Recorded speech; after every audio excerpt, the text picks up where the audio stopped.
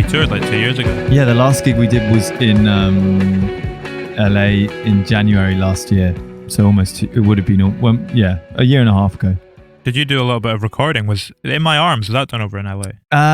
No, the one that was done in LA. Well, we were working a bit with the producer Teed, who has a studio out there. We were working just generally on bits and bobs of the record, getting his advice on stuff. And I think the main one that we did was I Do It For You was the one we did the most on out there. And then other stuff, it was mainly just kind of talking, and we played some shows and, and also had a good old jolly as well. Yeah, it's LA. There's a kind of, I imagine there's a little bit of magic about it when you're just there for a short period. Yeah, it's a funny place. It's like I hadn't been to the States since I was like 10 years old. My dad used to do a lot of work out there. He's like he's a historian, so he used to go and like work in universities out there. And I remember visiting him in Chicago when I was like 10, and then I hadn't really been back since. 28 now. So like I hadn't really been to America in like my sort of conscious memory. And LA is crazy. Like I found it very fun. It's massive. The music industry is obviously all there, and everything is just so big. I think that was my takeaway thing. Like all the buildings that you have that the agents are in and whatever look like banks, It's just like a different. It's like a culture shock, Like I've done a lot of traveling around Europe, and I'm half Colombian, so I've been to Colombia, a lot and stuff. But I haven't had like a proper culture shock traveling for ages, and I definitely had to LA. Just in terms, if you're Oxfordshire as well, I imagine you're quite rural. So when you head over there and it's like skyscrapers. I mean, how does Colombia compare to Europe though? Are they quite similar in terms of buildings? No, it's very, very different. Colombia, I think my family's from on the coast. There's a place called Barranquilla, and that's more like Miami or somewhere like that. It's got a kind of like American coastal feel, but then obviously fundamentally it's got a very like Caribbean spirit. It's very beautiful, and my family from the coast, it's a very beautiful place, but it's also obviously very impoverished in places, and doesn't have great infrastructure and all that kind of stuff. But it's very beautiful. It's got very warm people, and it's very hot, and you're going to eat a lot of rice and plantains and fish. So yeah, it's a beautiful place. How many times have you been over there? A lot, because I have a lot of family there. So more than I can count. I try to go like every year, but obviously that's been a bit difficult recently. But I was there last time for one of my cousin's weddings 2 years ago, I think. You said a few minutes ago you're 28. How old were you when you started the band? This band we started when I was 23, 24. Okay. So how, in terms of like the experiences that the record deals with, how much of that is kind of crossing over with the band period, and how much maybe comes from slightly prior? I think most of it's to do with a lot of it's to do with the band period. And we were in a band before this band, which had another singer, and he left the band, and the drummer also left, and then the bass player Jacob, and Jamie remained. Felix came on board, who was also an old friend. It's sort of like very convoluted story, which is actually quite boring to tell in terms of like how. But like we were basically, like, to cut it short, we were in a band before with some of the people in this band, and then we made a new band with those people, and then also brought on Felix. But we already knew Felix. He's an old school, very, very old school friend. And I started singing. Hadn't done any singing before. Ever? Like never even sang in school or anything? I did like the backing vocals, the O's and the oohs and the ahs, and that was about it. Yeah, we kind of put this together, the four of us, and the record really is, I guess, about that experience. It's kind of like when you form a band, or when you do. I think when you go into anything in the arts, when you're in your early 20s or late teens, you're like, you think that you're doing something really brave, or you think it's very exciting, and all of your friends might be doing slightly more conventional things, but you're like, you think you're doing something exciting and something that's really cool. And then when you're 28 and you still can't make your living from being in a band, you start, and all of your friends start to kind of start to have a bit of security in their lives, and maybe they move in with a partner, maybe they get a promotion, maybe they can put a deposit on a flat or something, and you're suddenly like, wow, maybe that stuff was actually kind of great, and maybe being an artist kind of sucks. Do you think you could have done that though? Probably not, but I think it's like there's this kind of thing where you start. There's a book called A Little Life, which was kind of one of the inspirations behind some of the lyrics in the record. And there's a line in it which says like, when pursuing your ambitions was once considered brave, it's now foolhardy. And I think you sometimes can feel like that. It's not necessarily that I wanted to do more conventional jobs, although I respect all of my friends who've done more, I guess, quote, normal things. But it's more that there's like a stability that comes with that I think you didn't really care about when you were in your early 20s. And then when you get to your late 20s, some of that actually looks quite nice. So yeah, so the song's kind of like, yeah, they're going over that period of someone who's sometimes me, but sometimes a kind of fictional character questioning the choices they've made in their life and wondering whether they were the right ones. You touch upon that on second last song on the album. Is it Spaces Closing In? Is that the one where you kind of look at like an alternate life of what could have maybe been?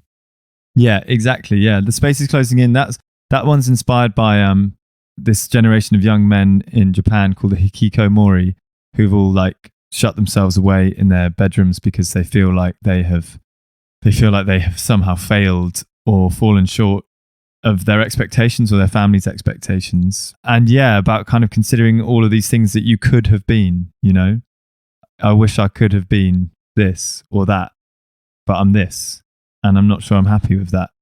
I could empathize in a way, because it's like, I think pursuing a career in music and in the arts generally is really, really hard. And so much of the time it's great and it's brilliant and you're having a great time, but then a lot of the time it's really, really difficult.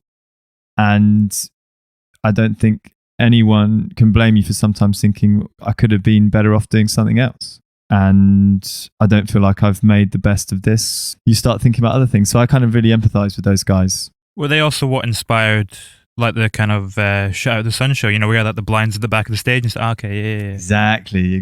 Yeah. I'm a broken record. It's talking about the same stuff all the time.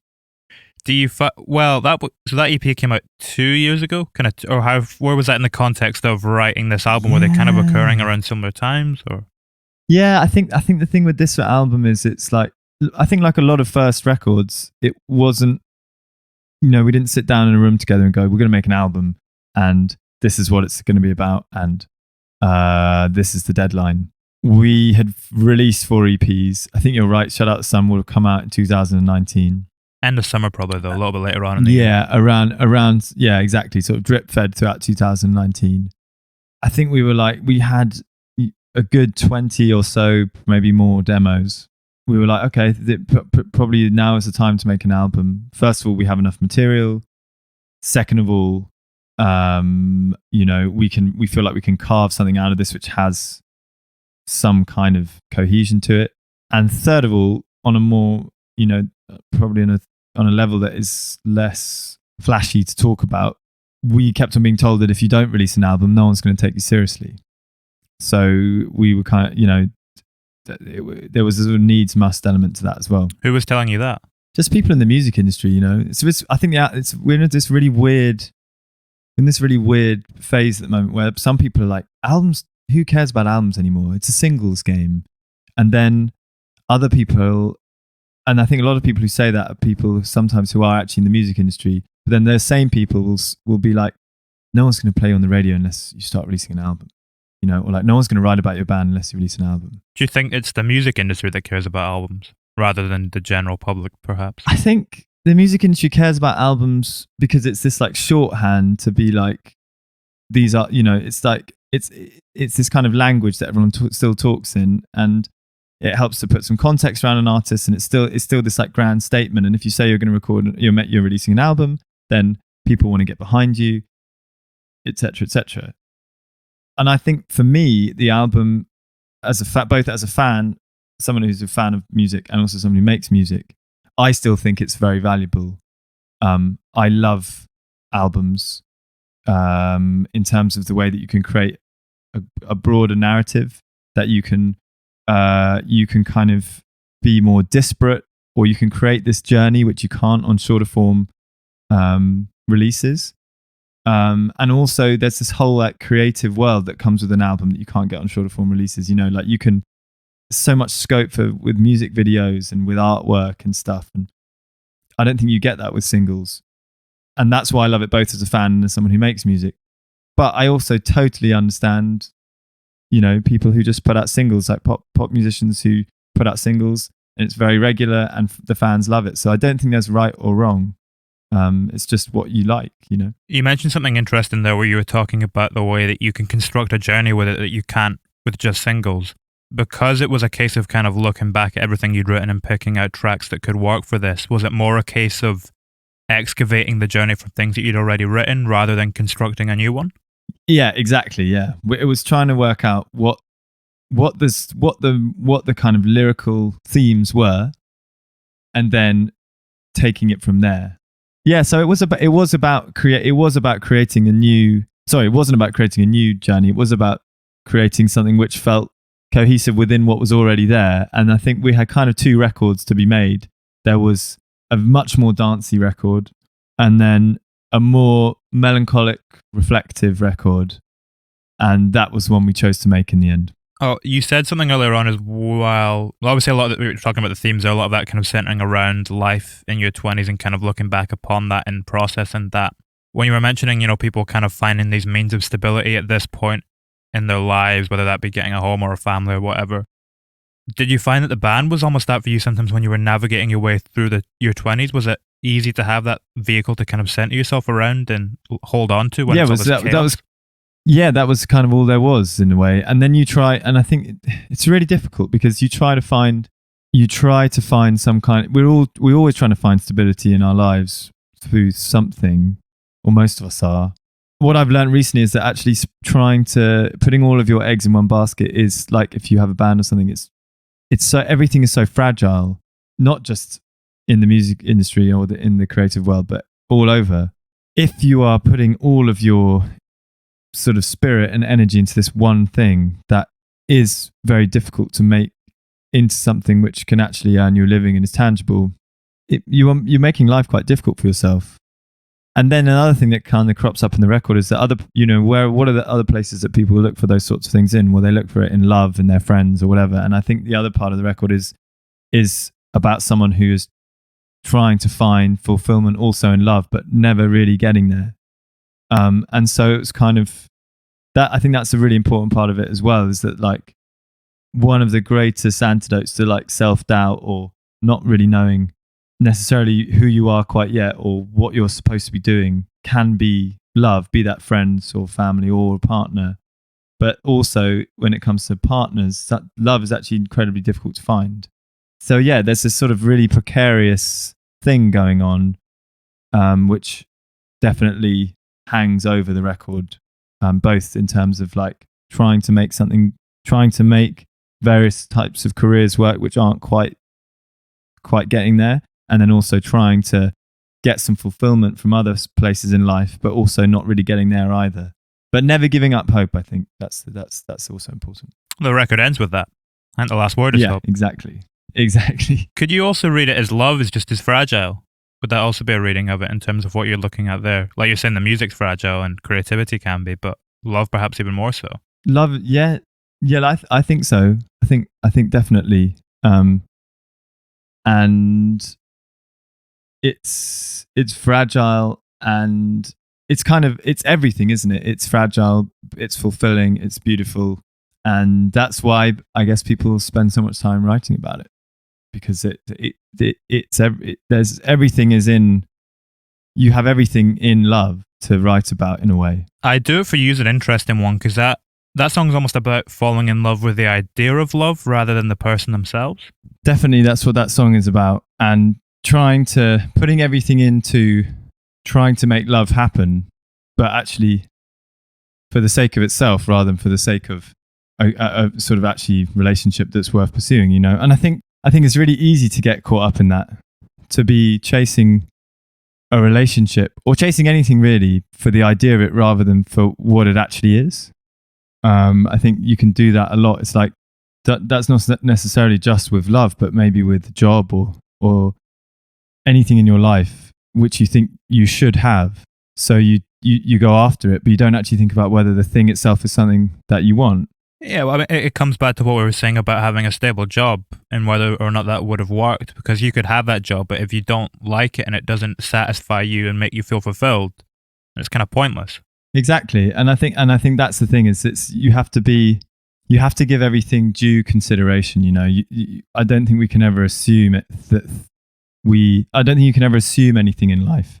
You have to kind of always challenge it and be like, is this something that I want, or is this something that I've been told that I need to have? That's also another part of the record. I think, you know, I think the last song, What the Hell, is also dealing with that as well. It's like there are a lot of expectations or things that society tells us that we should do and that we should have, and we should always be questioning why am I being told that I need to have that thing? Why should I have that thing?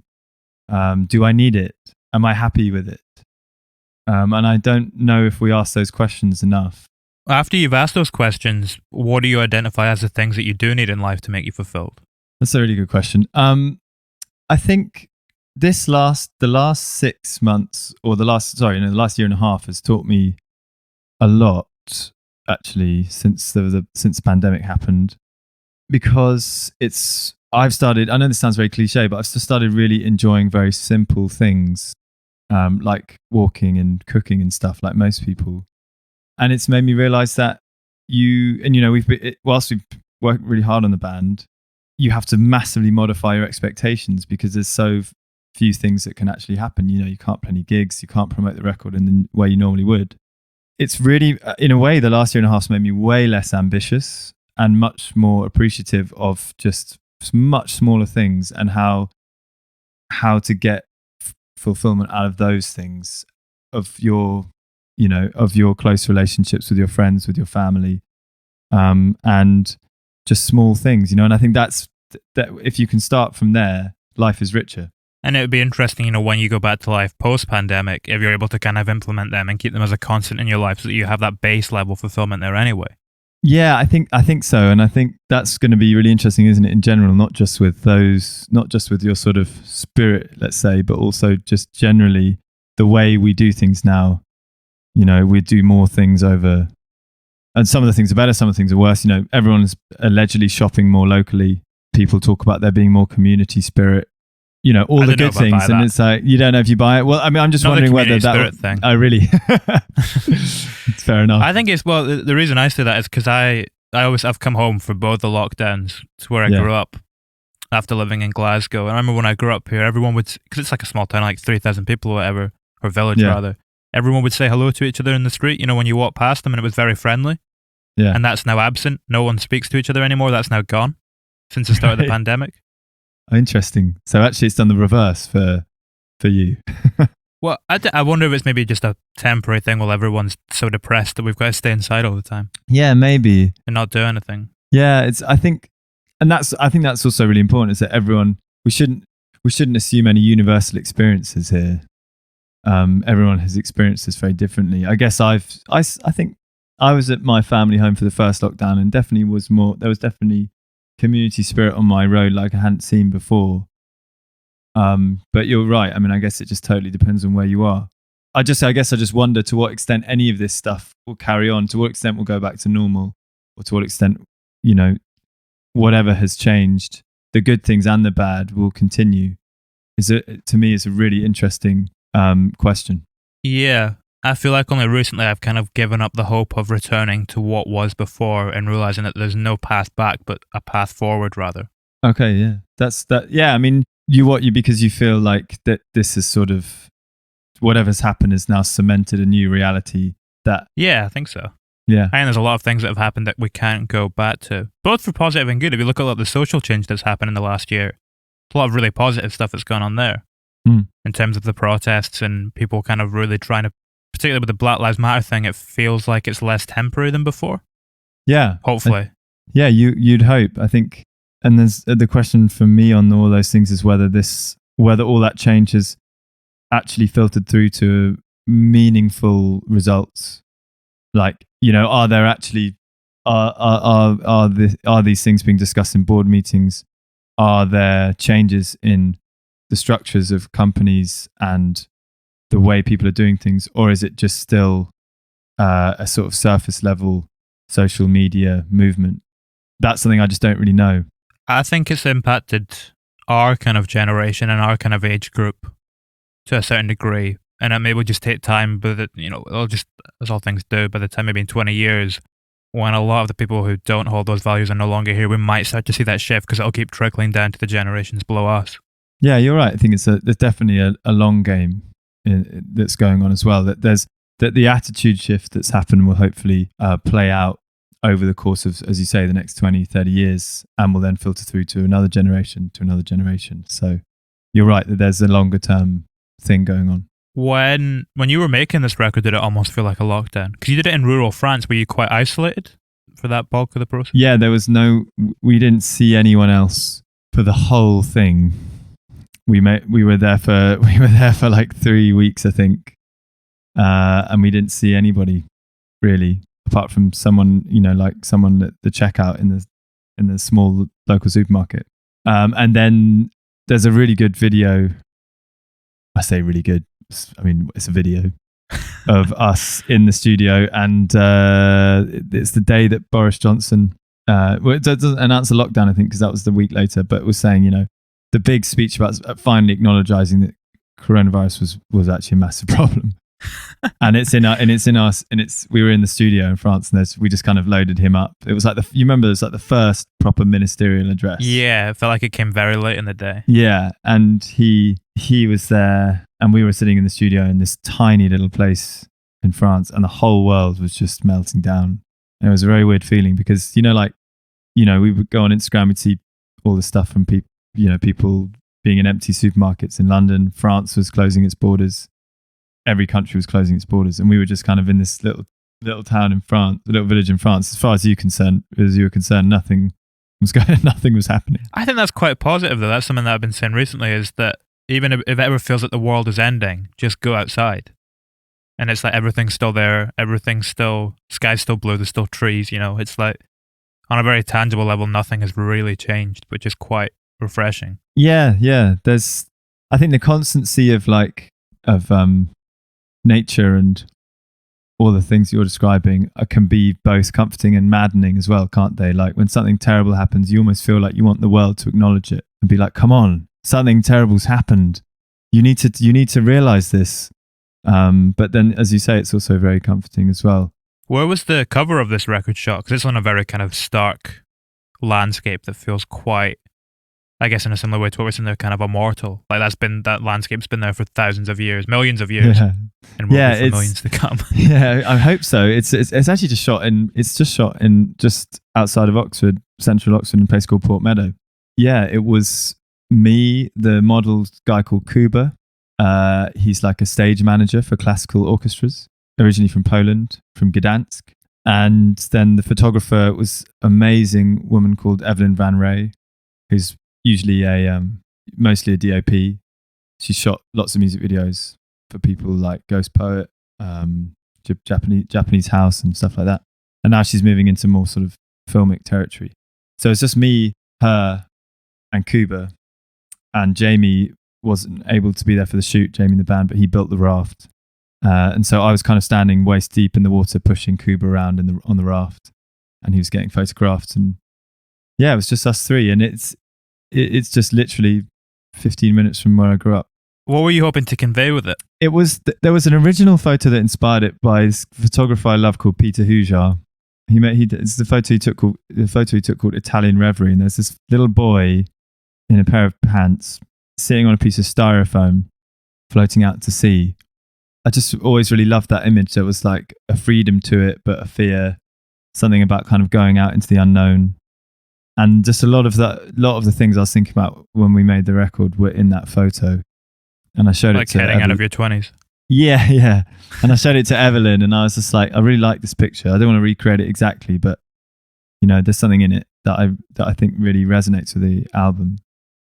And so yeah, we sort of try to kind of take that on board. And I think there's the things we were talking about, kind of a sense of going into the unknown, a sense of frailty and fragility, and a sense of like time feeling kind of endless, but also precious. But you know, after all, it is ultimately just a naked man sitting on a raft. So it's up to you what you see in it. It's interesting what we're talking about, the idea of kind of heading into the unknown, like looking forward. I like this quote that I read a while back, where they say that the second 20 years of your life are spent trying to figure out what happened in the first 20. Is that a fair assessment, would you say? I mean, I think probably. I think about all this stuff a lot, and I think that we are just so not emotionally prepared for things to come. We're prepared for so many other things, but no one really, or certainly not in my life, sits you down and goes, this is how it's going to feel when this happens, or when this happens. This is how it's going to feel when you fall out of love. This is how it's going to feel when you fall in love. This is how it's going to feel when, and obviously this is how it's going to feel when you don't quite succeed at the thing you have been putting all of your time into. We're left very much like to fend for ourselves when it comes to things, when it comes to like emotional learning. I think more true for some people than it is for others. And so, yeah, I think so much of the time we're having to look back over past experiences, like what you described, your first 20 years, and then try to figure out what that means for your next 20 years. Obviously, no one can really simulate what, falling in love feels like, falling out of love, not succeeding. Specific to everyone, yeah. Yeah, it's specific to everyone, but you could at least get some guidance. We're still not very emotionally fluent, I don't think. No, we're still not at a point where we kind of talk about our feelings fully, openly. I think so, and it's like, I think things that are inevitable in our lives, like the things I've just described, often will still come as a surprise. And I think that is what I'm getting at. Is that like not that we should expect terrible things to happen or great things to happen, but that we should be mindful that they exist and that life is this kind of meandering thing. I just feel like we could be more open about that. Yeah, it's weird that when you look back on high school and stuff, and how they never really tell you how much of a shit show it is. Like the world's all over the place, and you kind of just get thrown into it in a weird sort of way. I think that's what I'm trying to say. It's like, I was very lucky to go to university, and no one told me how, for example, how difficult actually that first year is. Everyone said it was going to be great, but actually it can be incredibly scary and really challenging. And I think sometimes we shy away from having those discussions, and we're like, he'll work it out, We'll just chuck him in the deep end and watch him sort of scramble around for a bit, and hopefully he'll learn how to swim. No, everyone does though. And that's the problem. And that's the thing, yeah. And it's like, I think we just need, when it comes to these challenging emotional moments in life, it wouldn't hurt for us to be educated about them a bit more, to talk about them a bit more, and to feel like we have got some tools at our disposal to deal with them, and to be prepared that something might happen, something might go wrong, and that's okay. It's not your fault. You're going to get through it. And I know that all sounds really trite, but I think it's really important. Does it breed, does not having the guidance and having to figure it out yourself breed a certain type of perseverance in a way as well, though? That's, I think, definitely true. But like you say, it's case law, isn't it? It depends who you are. Yeah.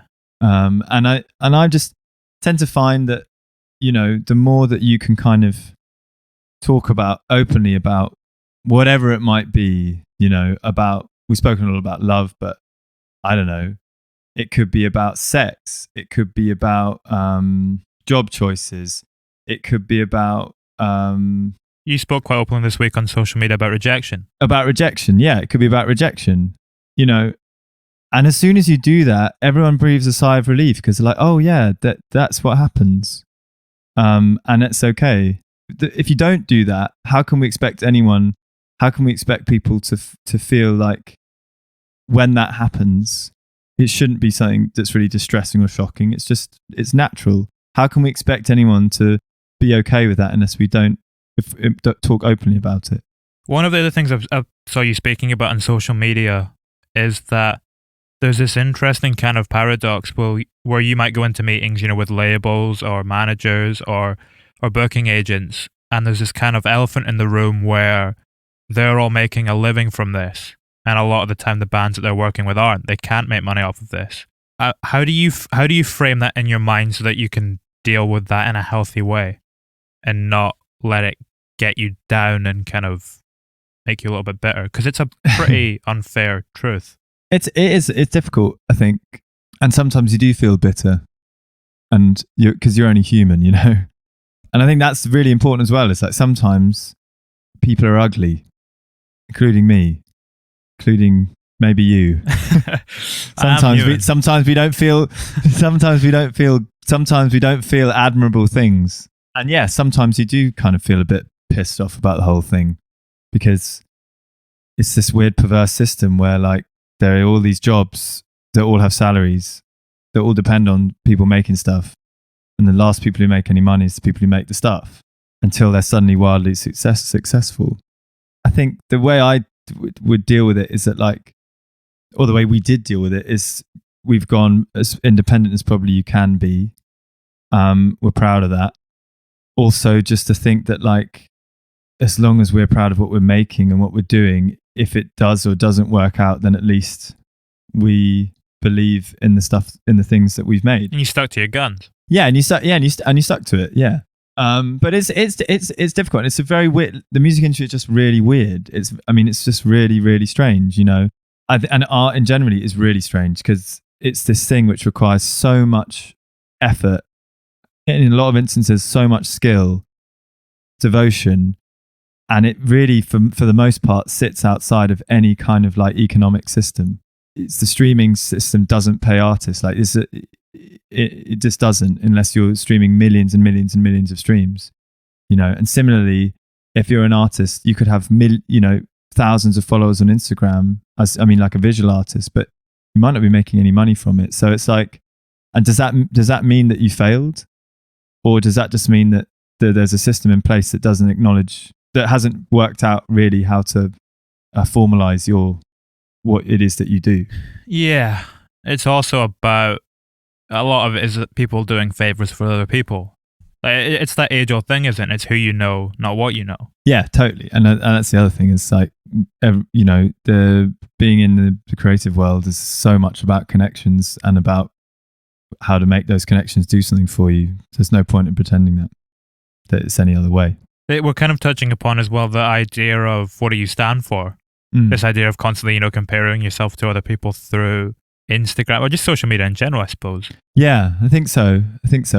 That's the other thing that is such a difficult challenge these days, is this comparison game that we can all play. That could be if you're just, and just someone who uses Instagram to post about their life, and you can look at someone else who posts about their life and they have more followers and they get more likes or whatever. Or it can be a band. You can go on Spotify and see Spotify's how many. The worst now. Did you see the update they put out yesterday? What's that? I should know. I don't know, but on the desktop one, they updated it yesterday, so you can now see the streaming on every single song. So instead of it just being your top songs, if you click on an album, you see the numbers right next to it now. Wow. Okay. Yeah. That's not great. I didn't realize they'd done that. Well, exactly. So it's I've always wondered that as well. Why do you need to show the play counts? Do you have an answer to that? No. Well, they spoke about removing it about a year ago, and now they seem to have gone the other way and just upped it and gone more full blown with it. But why? I just wonder why. Because there's got to be a reason. I know why Instagram has a like function, because that's what keeps everyone on it. Maybe the play function is the same. I don't know. There's got to be a reason, because it's you don't. If you're, again, it goes back to what we were talking about earlier. If you really challenge something and think about it, you're why does that exist? Why do we need to see the play counts? Why is that important? Well, you don't on television. If you click on a TV channel, you don't see how many people are watching it. Netflix are very cagey with their numbers. They don't like to say how much something's been watched. So I don't really get it.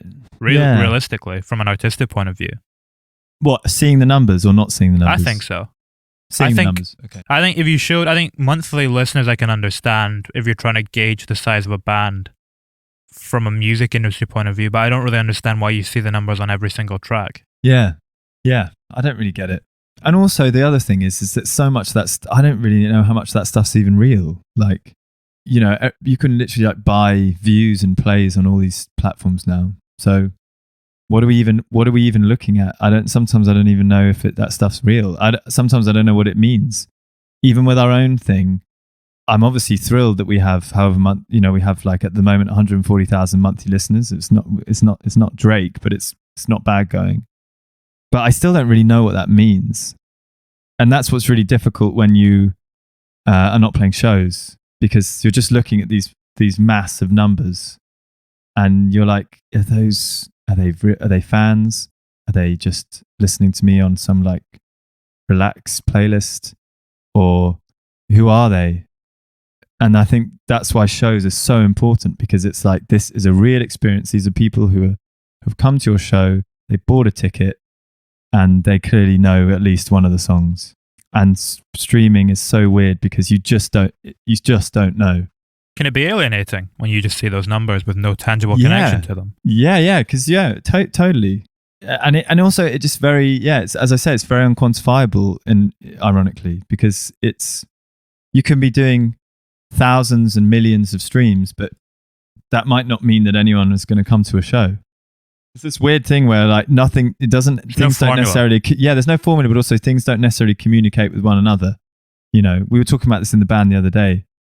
You could have loads of Instagram followers, but that might not mean anyone's listening to you on Spotify. You have loads of Spotify followers, but that doesn't necessarily mean anyone's going to come to a show. It's weird. It's very strange. I remember when the Biabadoobie album came out, and if you look, I think she's got like 1 point whatever million Instagram followers. Yeah. And there were songs in the album that didn't even have that many listens, if you know what I mean. Yeah. So it's like you've got all these followers, but are they more invested in you as like an idea, as a personality, rather than the music and the art itself? I think this is a really interesting conversation, because like, why, again, musicians having Instagram is like to me is a very strange concept, because Instagram is a visual platform. You can't upload more than a minute worth of video on your feed, so you can't upload even a whole track. So like, it's not a friendly platform for musicians, and it means that you basically, what you are on Instagram is a personality rather than your music. And so you could be in a situation where you're following an artist because you think they're funny and they're cool, but you might not give a shit about their tunes. Can I swear on this, by the way? Kind of blew up via those funny videos that he used to post. Well, yeah, exactly. I mean, like, you know, I think even we followed Lewis Capaldi for a bit. I respect to the guy. I think he's great, but I'm not a fan of his music. But that's a very good example. You know, we were talking about it the other day, and this is obviously a bit kind of facetious and silly, but it's like, imagine saying to a visual artist, like, your main platform in which you have to engage with people is Spotify. That's sometimes how I feel as a musician on Instagram. So I'm like, I make music. Like, you know, this isn't my scene. You know, it's really weird to me sometimes, but I think overthink it too much, and then that's when you're in real trouble. Yeah, it is an odd one though. With the song, What Do You Stand For? The way that you the delivery of that, it's like you're firing on all cylinders and kind of expressing what you want to say about a lot of different topics that are very relevant to kind of our generation and the issues surrounding it. Was it all written in the one session? Did it kind of just unfurl lyrically, or was it a lot of pulling from a lot of different places? It started from a meeting that we had with someone from a record label who asked that question. She was like, she said to us, you know, I just, who are you and what do you stand for in the meeting? And it just kind of stuck with me for quite a while. It's an interesting question. It is an interesting question. And it was a question that we often used to get asked in meetings, because people were like, we don't really get your band. Is it like, you know, is it Six Music? Is it Radio 1? Is it mainstream? Is it pop? Is it indie? Is it dance music? And so they would always ask us those questions. And I never had a good answer ever, which is probably why we're not signed. That might also be a good sign, though, if you can't quantify it. Maybe. Yeah, we'll see. But it started from that. of having a conversation with someone, and then it was almost, there was a sort of indignance, and it started by almost me kind of asking the question back, because it was like, well, we've made music, you've heard it, do I have to do what, is it my job to spell that out to you, or actually is it your job to try and assimilate what we've put in front of you? So it started with that, and then it kind of grew out of, like, I guess, a bit of an ugly contempt for the sort of sceney side of the industry, people who are just sort of hangers on, and they're always backstage at the festivals, and they're always looking over your shoulder at the industry drinks party, waiting to chat to the more interesting person, and they're always talking about LA for some reason. Saying what about LA? It's how amazing it is. Listen, I said that earlier, so guilty as charged. but these fuckers are all just always talking about, writing sessions in LA. Like I was saying earlier, sometimes you feel ugly things, and that song is born out of the feeling of ugliness, of kind of like a bit of a feeling of contempt for these sort of music industry scenesters who we often had to sit down with in meetings and just be like, fuck you. It sounds like justified contempt, though. Well, maybe listen. That's I can't be the judge of that. That's how I felt at the time. Though. We were speaking about this in the podcast the other week, because the way that it kind of gets portrayed to you when you first come in is that these people enter the music industry as good people, and they kind of get corrupted by the systems that are in place. But you see it at a local level as well. Those guys are in there from the start. It's not the music industry that corrupts them; it's them that corrupts the music industry to a certain degree. I think that's a really, really important point. Yeah, it's probably a bit of both. I think, again, the music industry is weird because there are a lot of jobs. There are a lot of formal jobs which have salaries and working hours and stuff like that. But it's a very informal space because it's music, and because also what you're dealing with, there's no hiding there's no secret that, like, someone at a record label or something, for example, is called a product manager. They manage the product, and who is the product? The musicians, the artists. We're products, but because we're people, unlike we're not a bottle of shampoo. We're people. You're spoken about it's spoken about differently, and sometimes I think, in a way, it almost frustrates me that people in the music industry try to talk in this very, like, humane way about music, and they say, oh, we sign acts because we love them or whatever, and really ultimately it boils down to the fact that the artists are products, and they are products to be sold. So there's a lot of things going on in the music industry, which is like, okay, you've got a formal space of jobs, offices, working hours, but it's also informal because the thing that you're dealing with is art and music, and it's very often very, connected to young people and youth culture. But then also it's business, but it's not business. It's business in the sense that you are selling a product, but it's not business because your products are people. So you shouldn't talk about them as products.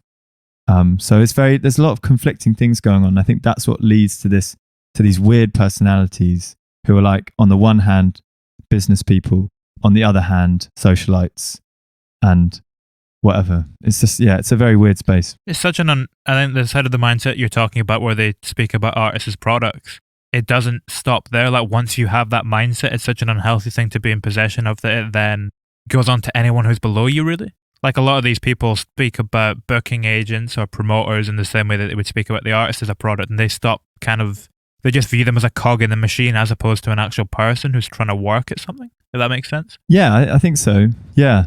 And it's difficult. I think the creative world is grappling with that a lot. Is that it's always at this kind of point of tension where it's like it doesn't want to be about money, but ultimately it is, and it doesn't have a choice. Exactly, and it is, and it doesn't have a choice.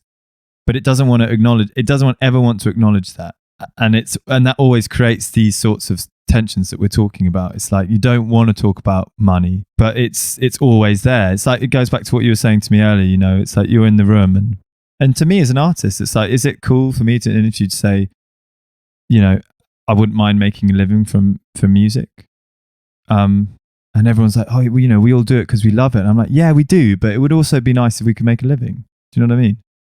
Yeah, they're on a salary, even if they love what they do.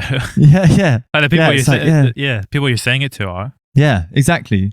And I think that is also a bit of a weird conversation that goes on sometimes. It's like, just keep doing what you're doing, man. You do it because you love it. And it's like, yeah, but you know, it would be nice if we could get paid for doing what we love. Who says that to you, though? Is that like people who are making a living from the music industry that tell you do it because you love it? Not necessarily. I think it's just a conception amongst everybody that it's so, you know, it's just different people. It's not necessarily a particular group of people.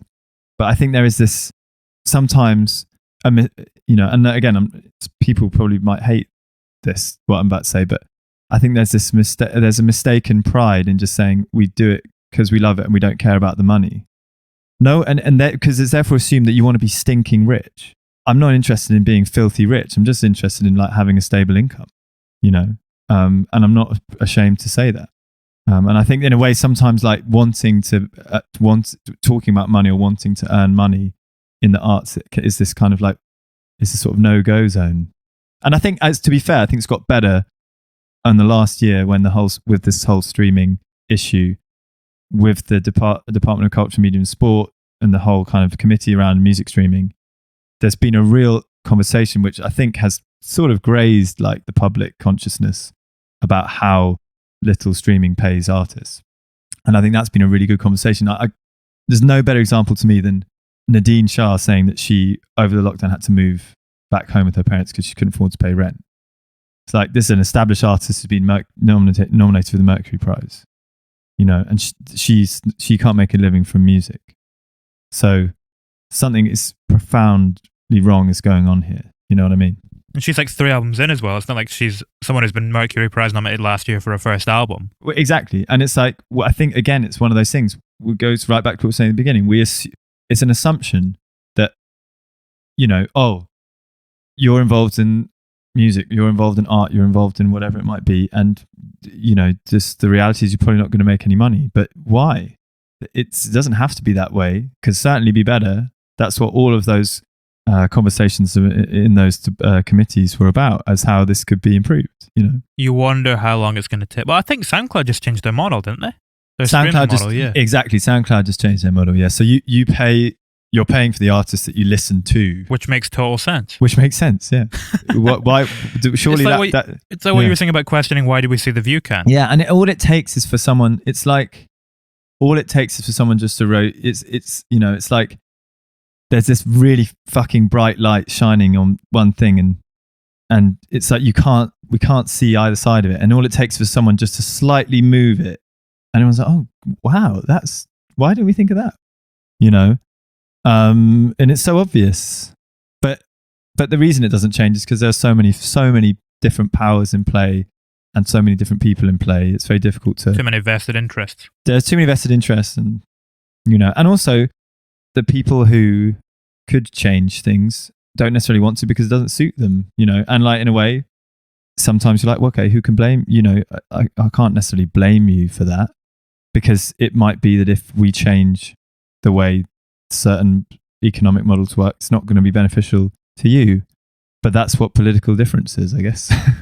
Yeah. But I mean, it's like Spotify, you hear everyone harping on about the guy there, and he's the one who kind of gets it all directed at him. But it's like the major labels let this happen. They kind of allowed this to happen to the music industry. Yeah, and because they wanted to make money, because they realized they weren't making anything off records anymore, and they knew they could make some cash off streaming. Yeah, exactly. So it's never, and that's another important point. It's never simple, and we always want to make things really simple. So we just often choose one target and throw all the darts at it. But in reality, it's, you know, there are so many different people in this game who could be doing things to make it better, rather than sustaining something which is, in my opinion, unsustainable for artists. What's the most important lesson you learned from your 20s so far? I should have an answer to this question, shouldn't I? Because of the tagline of the fucking album. The most important lesson I learned from my 20s. Or one of. There's probably one of. Oh, yeah. That makes me feel less under pressure. I think for me, the most important lesson was stop worrying about the future and stop being so fraught about what's going to happen and care about what is happening.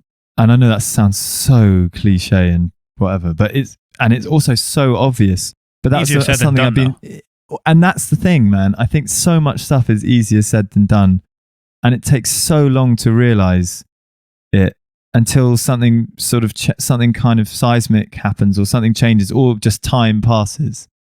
And there's a real cruelty in that. It's like, but I think that there's a sort of real like fraughtness, at least to my early 20s. I was so worried about how things were going to turn out, and I stopped, and that came at the expense of actually enjoying myself. I just wish that's the main lesson I've learned, is that like you have no control really over those things, and if you can just enjoy the journey. And that's what Ed O'Brien in Radiohead said, which I always remember. He was like, he said the journey is everything.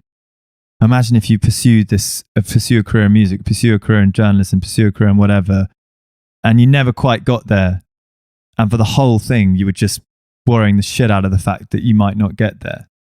What the hell was it all for? Do you know what I mean? Yeah, that's kind of what I always say.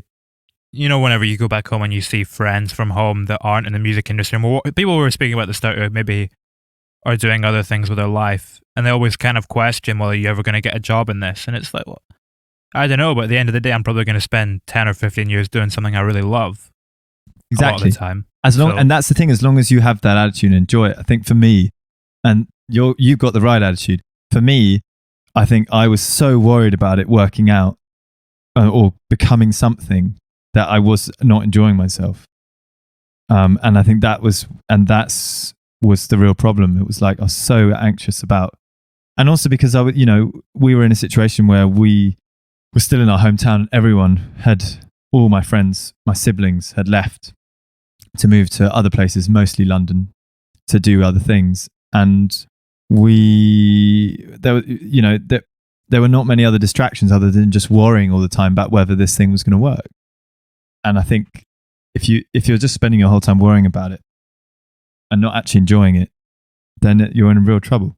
Do you enjoy it more now? Yeah, I do. A lot, so much more, because honestly, because I'm still worried, but like I'm much less worried about how things can turn out. I'm more worried about just having fun with it and making sure they're having a good time. So I enjoy it way more now, and in a good way. Like I said earlier, I'm much less ambitious than before. Way less ambitious. I was so worried when I was in my early 20s about so many things, and I just wish I hadn't been. I'm still worried. I still worry about a lot of stuff. Don't get me wrong, but not to that level.